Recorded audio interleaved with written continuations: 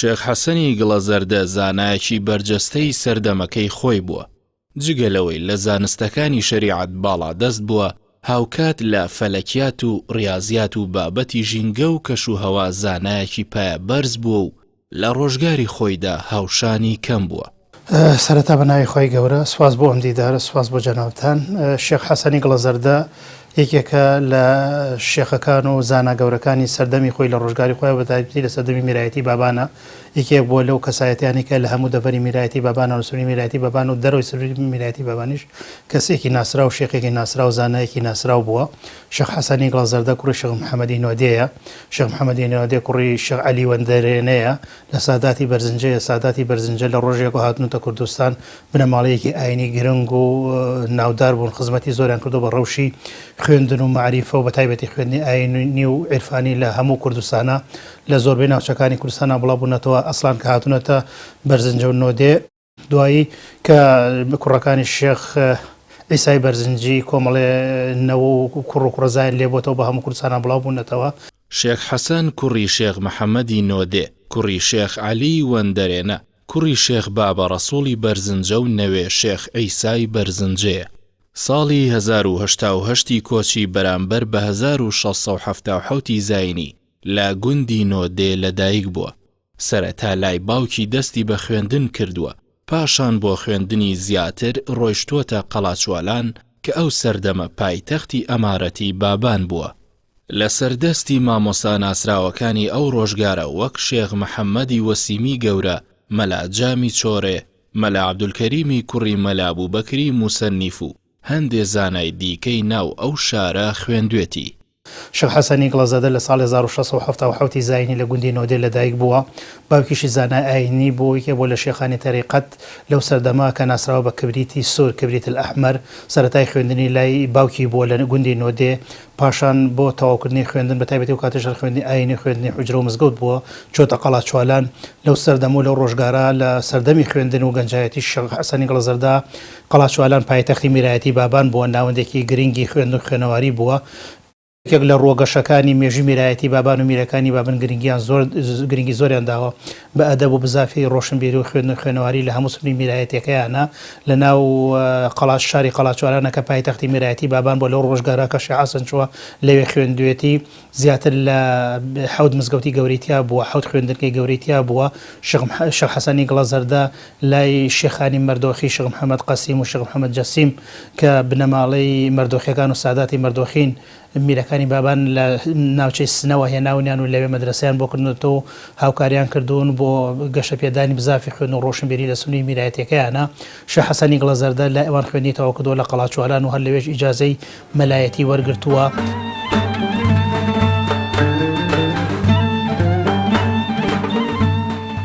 شێخ حەسەن پاش ڕۆیشتنی بۆ بەرەی قەرەداغ لەگەڵ شێخ ئیسماعیلی ولیانی کە برا گەورەی خۆیەتی سەفەری بەغدا دەکەن و لەوێ تەریقەتی قادری لەسەر دەستی شێخ ئەحمەدی ئەحسایی وەردەگرێت و دواتریش جارێکی دیکەش تەریقەتی قادری لەسەر دەستی شێخ ئیسماعیلی برا گەورەی وەردەگرێتەوە. واتە یەکەمین کەس ئەمان تەریقەتی قادری دەهێنە کوردستان.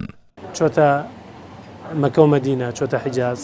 و چۆتە بەغا و لەگەڵ شێخ ئیسماعیلی برایە کە چوونەتە بەغا شێخ ئەحمەدی ئەحساییان بینیەوە و کاتێکێک بۆ لارە پیاوە گەورە و ناسراوەکانی تەریقەتی قادری کە بە ئەسڵ خەڵکی مووسڵە و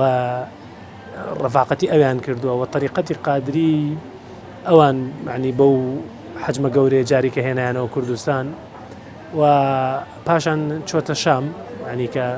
چۆتە حیجاز و چۆتە مەکە و چۆتە مەدینە، پاشان هاتۆتە شام و لە شام ڕەفاقەتی پیاوێکی کردو بە ناوی شێخ مستەفای شامی کە دیارە زانایەکی زۆر گەورەی ئەو سەردەمەی حەڵەب بووە. سەرچاوەکان باسی ئەوەکەن لە حەڵەب خەڵکێکی زۆر چوونەتە خزمەتی خەڵکێکی زۆر تەریقەتیان لە سەردەسی شێخ حەسەن وەرگرتووە. یەکەم پەڕینەوەیش سادات و شێخانی بەرزنجە لە ناوچەی شارباژێر و بەرزنجە و نۆدێەوە بۆ بەری قەرداغ و بازیانەوە شێخ ئیسماعیلی ولیانیە و شێخ حەسەنی گڵەزەردەن کردووکیان بران و شێخ ئیسماعیلی ولیانی سەرەتا لە ولیان بووە، دوای چۆتە گوندی قازانقایە و شێخ حەسەنی گڵەزەردە چۆتە گوندی گڵەزەردە لە پێش ئەوەی شێخ حەسەنی گڵەزەردە بچێتە گڵەزەردە ناوی سەعدان بووە. ئەو کاتە لەوێ ئەحمەد بەگی زەنگنە معتەمیدی عوسمانیەکان بووە ئەو دێهاتانی پێداون گڵەزەردەی پێداوە شێخ حەسەنی گڵەزەردە و شێخ ئیسماعیلی ولیانی هەر لەو ڕۆژگارە کە لە ناوچەی قەرەداغ و لە گڵەزەردە و لەو قازانقایە نیشتەجێبوون چوون لە شاری بەغدا لای شێخ ئەحمەدی ئەحسایی تەریقەتی قادریان وەرگرتووە پێشتر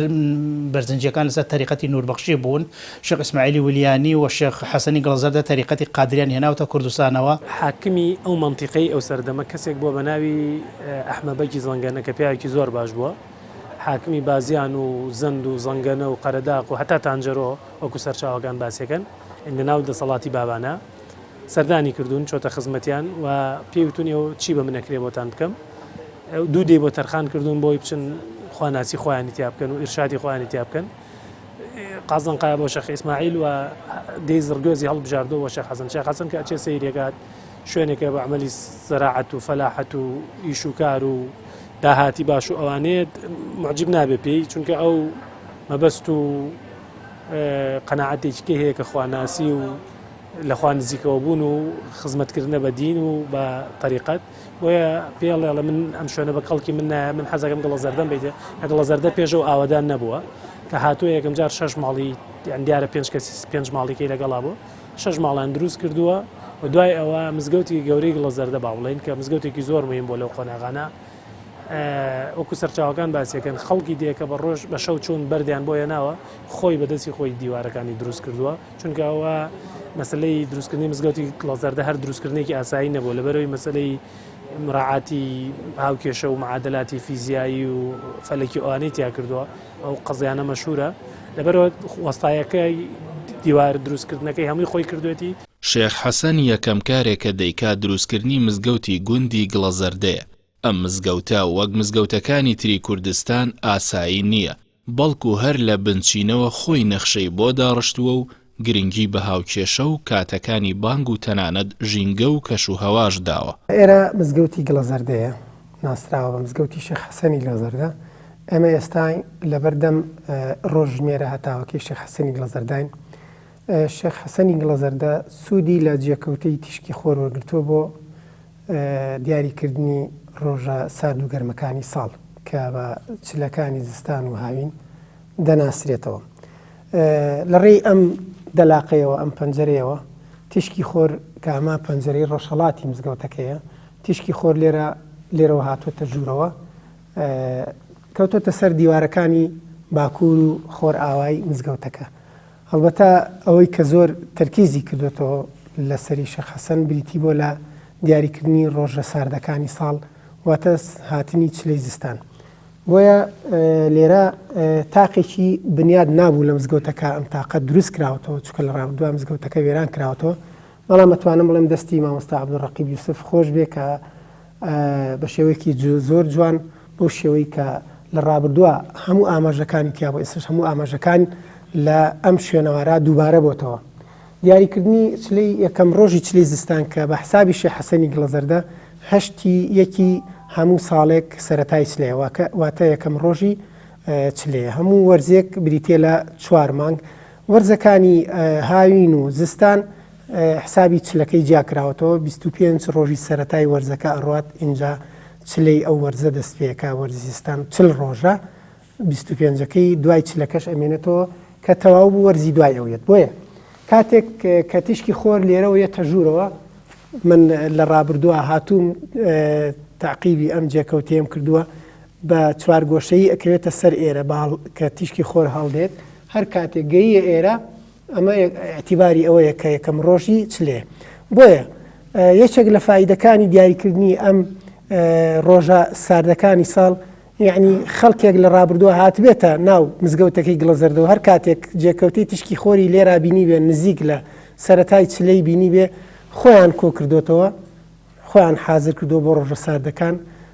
کەرە سەوتفاقی مەڕووماڵات و خۆیانیان حازر کردو هەر کاتی هاتوێتە ئێرە ئیتر لە چاوەڕێ ڕۆژە ساردەکان بوون ئێرە سەرەتای چلێەوە تا ئەمە کراوە بە 4 بەشەوە 4 تاق هەر تاقەی حسابی 10 ڕۆژی چلەی تیا دیاری کراوە کاتێککە ئەگەین ئەمە ناوەڕاستی چلەیە کە ئێمە ئێستا تقریبا لە ناوەڕاستی چلە بە حسابی شێخ حەسەنی گڵەزەردە تەجاوزمان کردووە یعنی ئێرە ئەم خەتەوردانە ئەبینین ئەم خەتەوردانش لە ئاماژەکانە ئەومان بۆ دەرەکەوێت کە ئەمە ڕۆژە سەخت و ساردەکان و وەیشومەکانە ئەو ڕۆژانن کە بەفرانێکی زۆر لە ڕابردووە ئێستش ساڵانە جارجار دووبارە بێتەوە زۆر جار حسابی شێخ حەسەنی گڵەزەردە لە ساڵە سەر لە ئەتوانم بڵێم لە ماوەی ئەم 10 ساڵی ڕابردووە چەند ساڵێک وەکو خۆی دووبارە بۆتەوە و ئێستش زۆرێک لە خەڵک اعتیماد دەکاتە سەرم حسابە چونکە حسابی شێخ حەسەنی گڵەزەردە حسابێکی نێوەندە لە نێوان حسابی کەشناسی کەلیخان و حسابی کەشناسی گەرمیانە حسابێکی نێوەندە ئەتوانم بڵێم تا کەرکووکیش جگە لە سلێمانی اعتیماد دەکەنە سەر حسابە کەشناسیەکەی شێخ حەسەن لێرە چ لە کۆتایی دێت هەر کاتێک تیشکی خۆر گەشتە جێکەوتی تیشکی خۆر لە هەڵهاتنە گەشت ئێرە ئیتر خەڵک حسابێکی وەک چۆنەڵە تەشقی سەرما ئەشکێ مەترسی کەش و هەوای سار لەسەر ناوچەکە کەمە بێتەوە و مەڕووماڵات دێتە دەرەوە وەکو جاران ناخزنێنێت لەگەڵ ڕوشتەکان. شێخ حەسەنی گڵەزەردە تەقویمێکی تایبەت بەخۆی یەکێکە لە داهێنانەکانی شێخ حەسەنی گڵەزەردە تەسلیمی ئەو مێژوو ئەو ڕۆژمێرە نەبووە کە لە کوردستانە کاری پێگراوە بە تایبەتی ئێستا هەتا ئەم دەقەیەش لە هەموو کوردستانە بڵێن 21 یەکەم ڕۆژی زستانە 21 یەکەم ڕۆژی بەهارە لەوێش 6 ڕۆژ لە پێش هینەوەی شێخ حەسەنی گڵەزەردە ئەڵێن نەخێر 12 یەکەم ڕۆژی زستانە 3 یەکەم ڕۆژی بەهارە 6 یەکەم ڕۆژی هاوینە ئەمە داهێنانێکی خۆی و داهێنانێکی زۆر سەرکەوتویشە بە تایبەتی گڵەزەردە ئەزانیەکەوێتە نێوان سەنگا و دەڤەری شارە زۆر و قەرەداخەوە بەهار جەوز کەشوهەوا زووتر ئەگۆڕێ لە ناوچەی قەرەداخ و بازیان و سنگاوە وەک لە ناوچەی کەلیخان ناوچەیەکی کوێستانیە لەوێ تقریبن 6 ڕۆژ فەرقی بۆدانەوە ڕەنگە زیاتریش بێ و داهێنانێکی زۆر جوانە کە شێخ حەسەنی گڵەزەردە کردوێتی هەمیشی بەرهەمی لێکدانەوەی خۆی بووە ئەوەی کردووە توێتی ناکرێ ئێمە کە زووتر بەهار دێت لە دەڤەری ئێمە ناوچەی قەرەداخ و گڵەزەردە ئێمە بڵێن بە تەوقیتی کەلیخان بڕۆین کە ئەوێ ناوچەیەکی کوێستانیە زۆرجار لە ناوچەی قەرەداخ و گڵەزەردە بەهارە لە ناوچە ئەوێ هێشتا بەفرێکی زۆر لە شاخەکانی کەلیخان کەوتو ئەمە یەکێک لە داهێنانەکە خۆی و داهێنانێکی جوانیشە کردوێتی یەکێکی لەو داهێنانی کە شێخ حەسەنی گڵەزەردە کردوێتی لە مزگەوتەکەی خۆیان ڕۆژمێرێکی داناوە کاتی نوێژەکان ئەو کاتە بێگومان سەعات و ڕۆژ ئەمانە نەبووە تاقێکی دروست کردووە بەیانی تا ئێوارە متابعی کردووە چەند گۆشەیەکی لە مربعاتێکی چوار گۆشەیەکی لەسەر دیواری مزگەوتەکە دروست کردووە هەتاوەکە کە لەو تاقە و هاتوتە ناو مزگەوتەکە داوێتی لە هەر یەکێک لەو چوار گۆشانە دیاری کردو و نوێژی نیۆڕێ و نوێژی عەسرە و نوێژەکانی تریشە بەوە تەوقیتی کردو و هیچ کەموزیایی نەبووە ئێستا ئەم تەوقیتەی کە دانراوە لە سلێمانیە نوێژی پێکرێ چەند ساڵە پێش ئێستا موافقی ئەوەی شێخ حەسەنی گڵەزەردە نەبوو ئەوەی ئێستا کە دانراوە موافقی ئەوەی شێخ حەسەنی گڵەزەردە هیچ کەم و کوڕی نییە تەنانەت لە هەندێک نوێژە 6 دقە و 7 دقە بەغەڵە دانرابوو چوونەوە سەرینەکەی شێخ حەسەنی گڵەزەردە ئێستا نوێژی نیۆڕۆ نوێژی بەیانی تەنانەت نوێژی بەیانی زۆرێک لە مەلاکانوانێکی شارەزای فەلەک و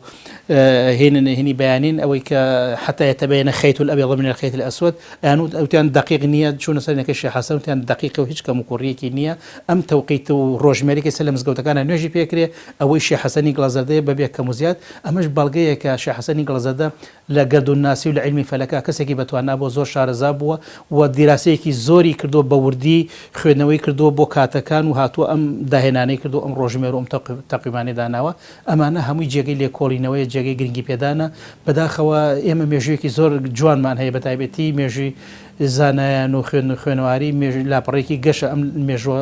زۆر باز ناکرێت زۆر دیراسە ناکرێت زۆر ناخوێنرێ ئێمە هاتوین کە باسی مێژووەکەن باسی مێژووی شەڕەکەین کە ئەمەش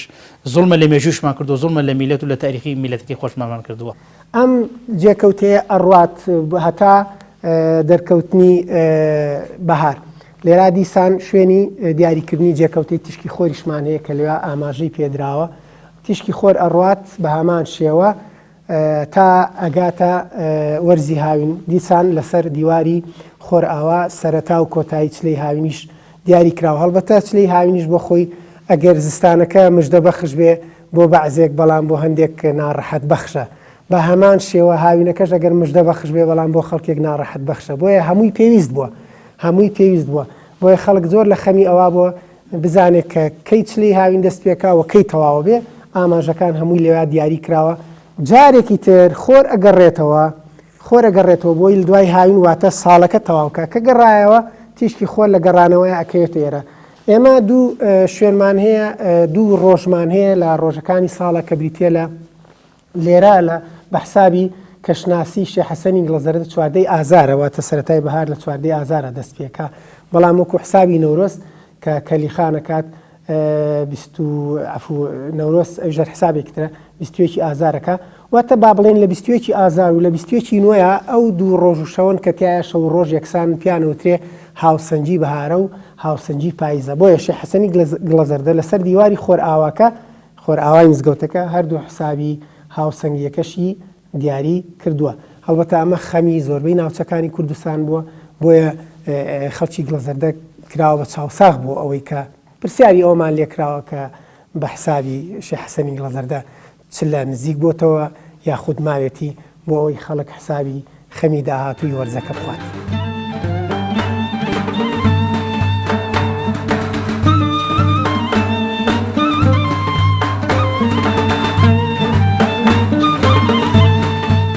ڕوانگەی فەلەکی یەکێکی تر بووە لە کارە گرنگەکانی شێخ حەسەن کە لەسەر شاخی گڵەزەردە دروستی کردووە و بایەخی تەواوی بەو مەرسەدە داوە بۆ دیاریکردنی سەرەتای مانگی ڕەمەزان و هەروەها دیاریکردنی یەکەم ڕۆژی جەژن. کاتێک شێخ حەسەن لەو سەر شاخە ئاگری کردووەتەوە ناوچەکانی کوردستان ڕەمەزان و جەژنیان بەوە دەستنیشان کردووە و تەنانەت بە بروسکەی تیشک و ئاوێنە ناوچە نزیکەکان و ناوچە دوورەکانی تریشیان ئاگادار کردووەتەوە. مەسەلەی زانستی فەلەکیاتی شێخ حەسەنی گڵەزەردە ئەوانە بەڕێی من تا ئێستا وەکو پێویست لەسەری نەزانراوە. ماڵی مامۆستا عەبدوڕەقیب یوسف ئاوا بێکە لەسەر هەندێک لایانی فەلەک ناسی شێخ حەسەن هەندێک ئیشی کرد وەختی خۆی. بەڵام من لەم ئاخیرانە دەستنووسێکی مەلا مستەفای سەفوەتی کوڕی حاجی مەلا ڕەسووڵی دێلێژەم بینی لە باسی شێخ حەسەنی گڵەزەردە و مەسەلەی فەلەکیاتەکە ئاماژە بۆ ئەوەکە کە ئەو 12 کەڵکی لەسەر ئەو شاخە دروست کردووە کە ئێستا لە پشتی گڵەزەردەیە و بە مەرسەدەکە نازراوە. ئەم 12 کەڵەکە 12 کەلەبەریتیا بۆ کە هەر کەلەبەرێکیان بۆ بینینی یعنی مانگێکی لە مانگەکانی ساڵ بووە کە بۆ من پێشتر ئەم زانیاریانم نەبیستە بوو. ڕەنگە ئێمە لە ئایندا شتی زۆر زیاتر ببیستین لەسەر توانایی زانستی و فەلەکی شێخ حەسەنی گڵەزەردە. بێگومان ئەو ناوبانگە گەورەیە بە تەنهایی ئەوە نییە ئەو شتەکەمانی کە تا ئێستا لەسەری بیستراوە ینی هەر ئەوەندەی کرد بێت و بەس. ئێرە باسی وەیسا پشتی گوندی گڵەزەردەیە ڕوانگەی شێخ حەسەنی گڵەزەردە لەسەر درێژکراوەی چیای بەرانانە واتە لە باسکی هۆیس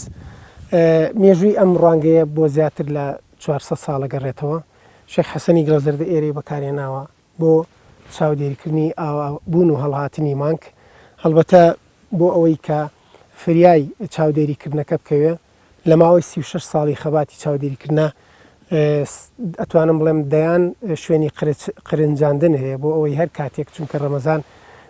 ئەگەڕێت بەردەوام ڕۆژەکانی ساڵ تێپەڕێنێ بۆیە پێویستەکات بۆ هەر کاتێک کە بمانەوە چاودێری بکەین لەو جێگایەوە لەو گۆشەیەوە سەیری ئاوابوونی مان بکەین لە خۆر ئاوابوونە و هەروەها سەیری هەڵهاتنی مان بکەین لە هەڵهاتنە. یەکێک لە شتە سەرنجڕا کێشەرەکانی ئەم ڕوانگەیە ئەوەیە کە بەڕاستی وە تەشکیل کراوە دانراوە. هەڵبەتە شێخ حەسەنی گڵەزەردە ئەمەی لە هەموو کەسێک باشتر زانیوە. مەودای ئەو پەڕی هەڵهاتن و هەڵهاتنی خۆر لە پشتی تاوێرەکەوەیە واتە ئەگەر قەوسێک وەرگین بەڕووی ڕۆژهەڵاتە ئەم تاوێرانە وادانراوە کە ئەو پەڕی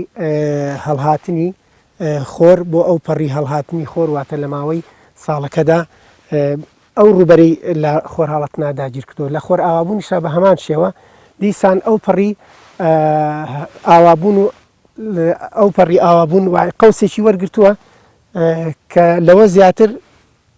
لەوە زیاتر مەودای ئاوابوون دیاری نەکراوە واتە مەساحەیەەکە کە ئێستا ئێمە لە زستانین خۆر لە گەڕانەوەدایە واتە ئەگەرمە سوچی یەکەمی خۆر سوچی یەکەمی ڕوانگەکە بێ ئەمە ئەو پەڕی لادانی لای چەپێتی ئەمەش ئەو پەڕی لادانی لای ڕاستێتی واتە ئەگەر زۆر خۆر گەڕێتەوە تا ئەوێ گەڕێتەوە بۆیە ڕوانگەکە بە ڕووی خۆرهاوا و بە ڕووی خۆر هەڵاتە بەو شێوەیە کراوەیە کە لە هیچ گۆشەیەکەوە تۆ غافڵ نابی لە هەڵهاتن و لە ئاوابوونی مانگ. دەستێکی باڵای هەبووە و زۆر زیرەک بووە لە گردونناسیە و پێ ئەچێت لەو ڕۆژگارە عوسمانەکان مەرسەدێکی گەوریان بۆ دروست کردو لەسەر شاقی گڵەزەردە ئەو شوێنەی کە شێخ حەسەنی گڵەزەردە ئەو مەرسەدەی لێ دروست کردووە لە ڕووی سەنگا و بازیان و قەرەداخ و شابەژەرش و ئەبینرێ کە تەوقیتێکی تایبەت بۆ بەخۆی و هەتا ئێستاکانش لە ناو خەڵکی کوردەواری ڕەسەن ئەوانی کە شارەزان چلێ گڵەزەردە و زستانی گڵەزەردە ئەومانە تا ئێستاکان ئەو ناوە ماوە. دوای کە شێخ حەسەن دڵنیا بۆ لە بینینی مانگ زیاتر لە بینینی مانگ شوێنی ئاگرکردنەوەی هەبووە، هەڵبەتە ئاگر نیشانەیەکی دیار بووە لەو کاتا بۆ ئاگادارکردنەوە. هەموو لوتکەکانی کوردستان شوێنی وەرگرتن و ئاگادارکردنەوەی ناوچەکانی تر بۆ هەر هەواڵێک بە تایبەتیش ئەم جۆرە هەواڵانە خەمێکی زۆری خەڵکی هەڵگرتووە، بۆیە ئەم لێرەوە بەکردنەوەی ئاگرێک چاوەڕی کۆتایی بە و چاوەڕوانیە هێناوە.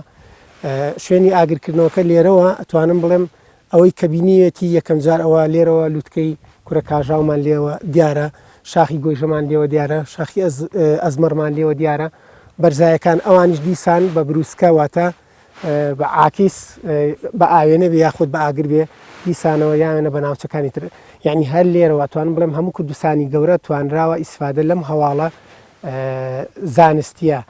بکات کە مانگ بینراوە، چونکە ئاگر ڕووناچیە، ڕووناچیش خێرایەکەی 3000 متر لە 3000 کیلومتر لە چرکەیەکایە. بۆیە یعنی لە دوای وەفاتی شێخ حەسەنی گڵەزەردەش وەچەکانی بە دۆکمنت هەیە کە لیوای سلێمانی لە 1926 داوای لە خەڵکی گڵەزەردە کردووە چاودێری بینینی مانگمان بۆ بکەن، بە هەمان شێوە لێرەوە چاودێری کراوە، ئاگرەکەش لێوە کراوە لە بەردەکی سەراوە وەرگیراوەتەوە بە عاکیس وەڵامی خەڵکی گڵەزەردە دیراوەتەوە کەوا ئێمە هەواڵەکەمان پێگەیشت وە کراوە بە جەژن یاخود کراوە بە ڕەمەزان.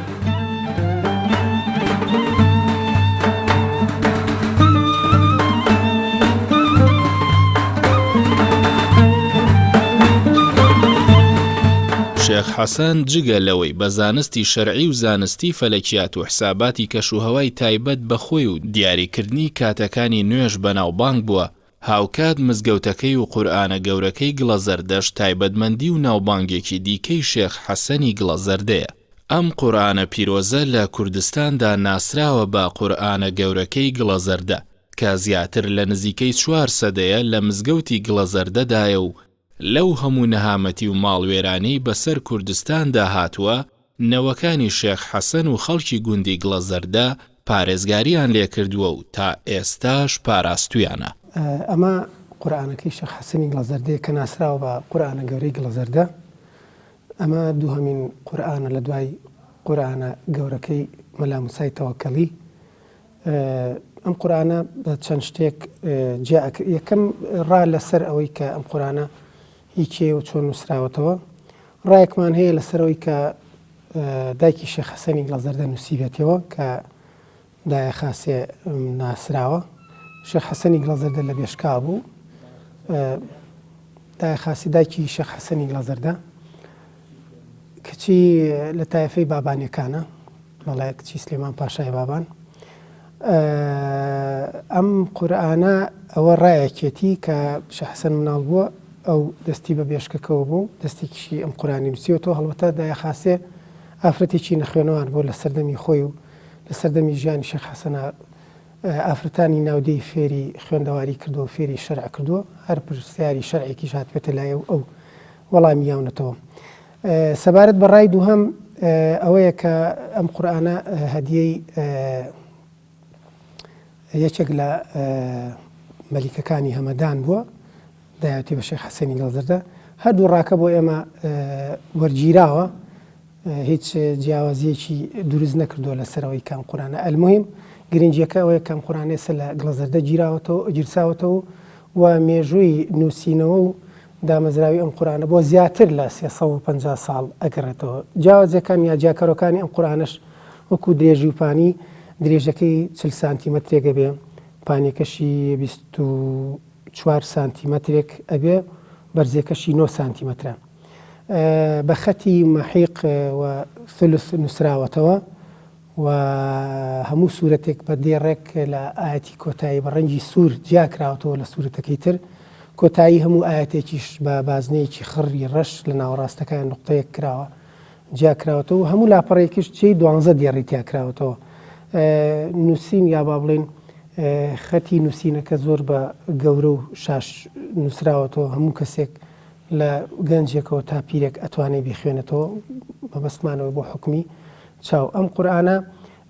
لە قۆناغی ئەنفالەکانە خەریب و تیابچێت پیاوێکی دۆستی خۆمان خزمی خۆمان حاجی شێخ ئەحمەدی شێخ وەساڵ توانی لە ژێر دەستی جاش و جێش دەری بێنێ بیپارێزێ هەتا ئەو کاتەی کە کوردستان ئاوا بووە ئەو ئەم گوندەش ئاوا بوو ئەم مزگەوتەش سەر لە نوێ کرایەوە و بە مەراسیمیشی شایستە گەڕانمانەوە بۆ ناودێکە دواتر پێویستی بە نۆژەنکردنەوە هەبوو ئەم قورئانە سوپاسی بنکەی ژینەکەین کە سەر لە نوێ چونکە لاپەڕەکانی بەرەو تیاچوون و پواوی ئەڕۆشت نزیکەی 2 مانگ زیاتر لەو بنکەیە بوو هەموو لاپەڕەکانیان بە مەوادی حافیزەی ئەڵمانی کولفەیەکی معنەوی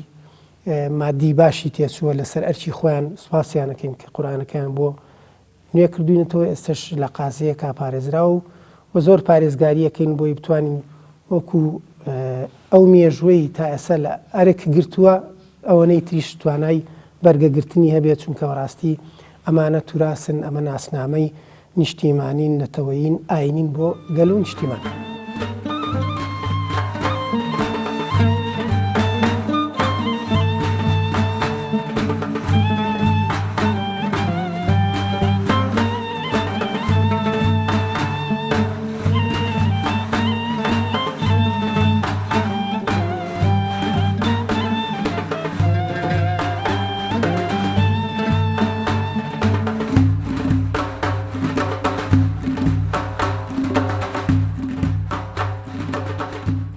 شێخ حەسەن پیاوێکی دامەزرا و نەلەخشاو بووە. ڕەخنەی لە پاشاکانی بابان گرتووە لەسەر هەر سەرنجێک کە هەی بووە. هەروەها بەشداری جەنگی کردووە کە هێرش کرابێتە سەر ئەمارەتی بابان. تەنانەت لە بەرامبەر ستەمکار و دەسەڵاتدارانی ڕۆژگاریشدا خۆڕاگر و حەقبێژ بووە. کاتێک نادرشای ئەفشار هێرش دێنێتە سەر کوردستان بەنامە هەڕەشە لە شێخ حەسەن دەکات و پێی دەڵێت دەبێت بڕوات بۆ لای و بچێتە سەر مەزهەبەکەی ئەو. بەڵام شێخ حەسەن توند و حەکیمانە وەڵامی دەداتەوە. ئەوەی کە ئاشکرا ڕوونە عاریفە گەورەکان یاخود با بڵین سۆفێ گەورەکان یا زاهیدە گەورەکان زۆر حەزان لە خۆتێکەڵاوکردن نیە لەگەر کاروباری دنیای وشتی حەدەسی دنیای ئەوانە بەڵام لە کاتێکدا کە حەدەسێکی گەورە پەیوەندی بە ژیانی گشتی خەڵکەوە هەبێ یاخود ژیانی گشتی موسڵمانانەوە هەبێ بێگومان دوورە پەرێز نەبوون و شێخ حەسەنیش وەکو کەسێک لەوانە بەدەر لە هاتنەکەی نادرشا بۆ ئێرە کە پێشتر ئاماژی بۆ کراوە باس کراوە زۆر جاران تەدەخولی کردووە لە سەر پاشاکانی بابان و ئەگەر زوڵم و زۆر و گلەی و گازندەی خەڵک هات پێ بۆ لای لێ قوبوڵ نەکردوون و لەسەر خەڵک هەڵیاوەتێ نامەیەکی هەیە کە شعرێکە ینی نامەکە بە شێوەی شعرە ناردێتی بۆ حاکمی بابانی و سەردەمە کە بە پێی مەتنی نامەکە ئاز لەواکرێک کە خەڵکی ئەتراف خەڵکی ڕعیەت هانیان بۆ هێناوە کە زوڵم و زۆرێکی زۆریان لەسەرە بۆیە بە شێوەیەک هەڕەشەی لێکە لەو نامەیە کە باسی ئەواکە بۆت نییە زوڵم لە خەڵکی بێچارە بکەی یعنی وەکو چۆنەڵی کەسێک لە پایەکی زۆر بەرزترەوە نەسیحەتی کەسێکەکە یاخود ڕێنوێنی کەسێکەکە کە زۆر لە ئاستی خۆی بەرەو خواردرا و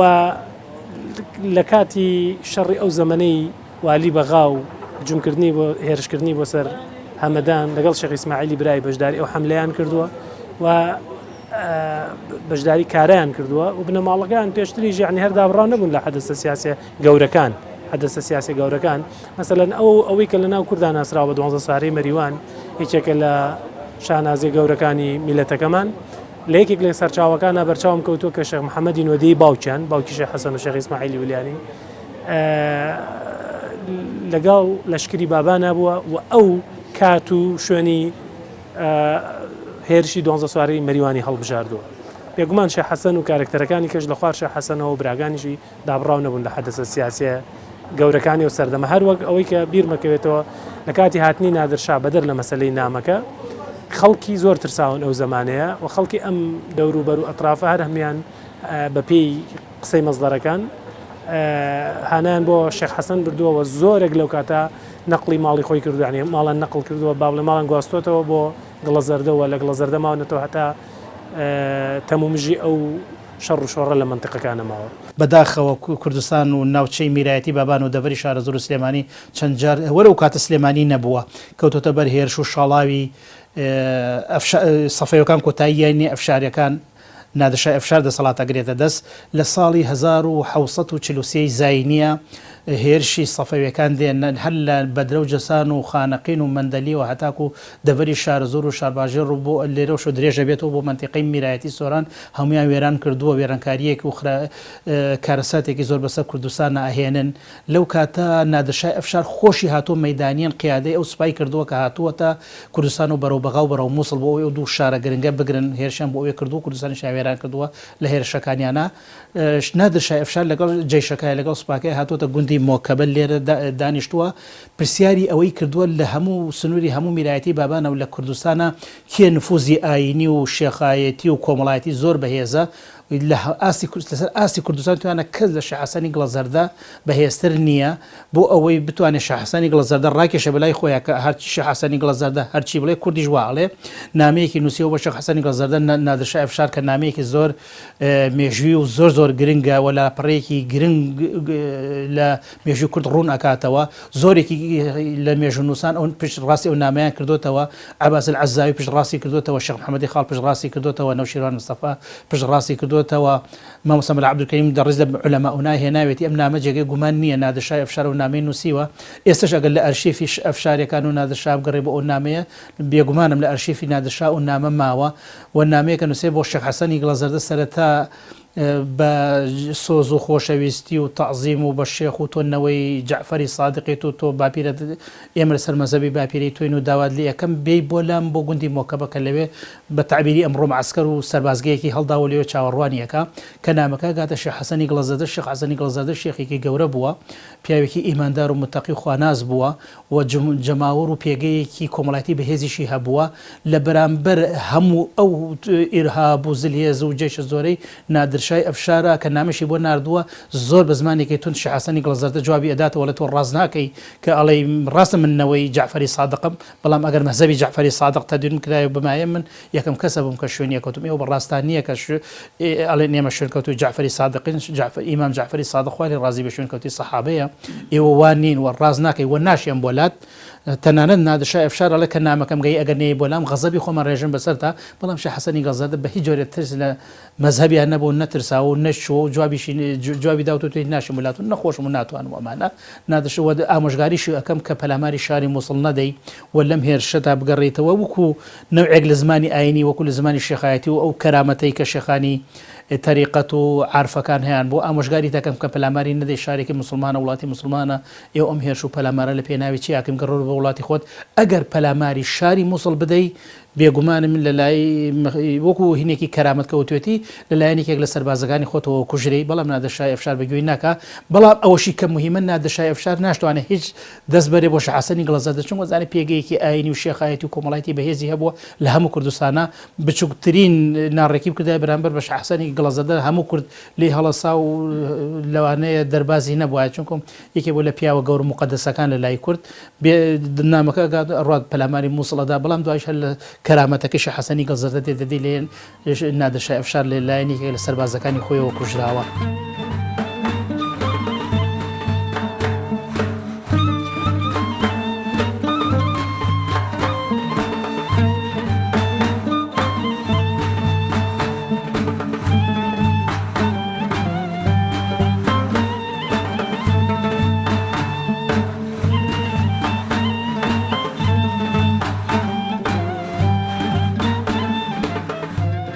شێخ حەسەن لەگەڵ ئەو هەموو ناوبانگ و پێگە جەماوەریەی هەیبوو بەڕەنجی شانی خۆی ژیاوە و زۆر نەفس بەرز و سەربەرزانە ژیانی بنەماڵەکەی بەڕێ کردووە کە ئەگەر مەبەستی بووایە دەیتوانی زۆرترین ماڵی دنیا بەدەست بێنێت بەڵام زوهد و دنیا نەویستی هەڵبژاردووە. بۆ ژیانی ئاسایی خۆشی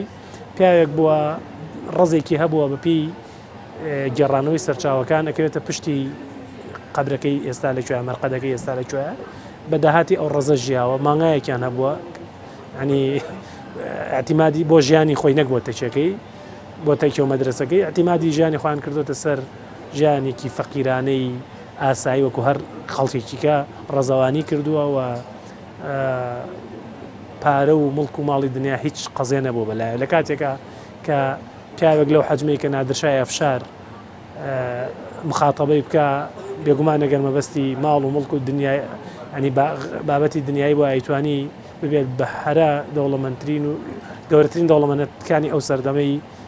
وڵاتەکەمان بەڵام بێگومانەوە ئەوەی نەویستووە. شێخ حەسەنی گڵەزەردە خەرمانێک لە زانستی پێشکەشینەوەی دوای خۆی کردووە و بنەماڵەیەکی گەورە و ئەهلی زانست و دینپەروەری لە دوا بەجێماوە. پاش 87 ساڵ تەمەنی پڕخێر و زانست و خزمەت لە ساڵی 1975 کۆچی لە گوندی گڵەزەردە کۆچی دوای دەکات و لە نزیک مزگەوتەکەی خۆی لە گۆڕستانی گوندەکە بە خاک دەسپێردرێت.